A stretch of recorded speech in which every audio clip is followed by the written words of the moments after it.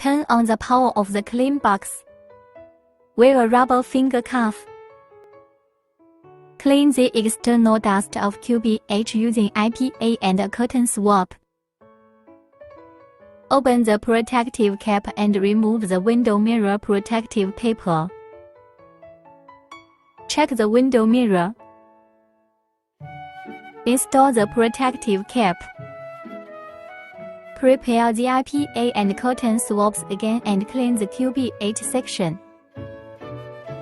Install the protective cap. Clean the cutting head.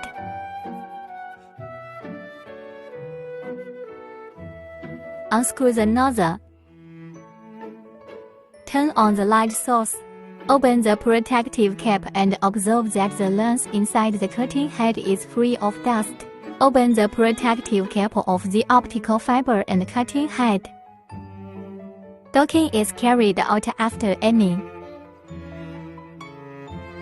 After locking, push up to lock for the second time.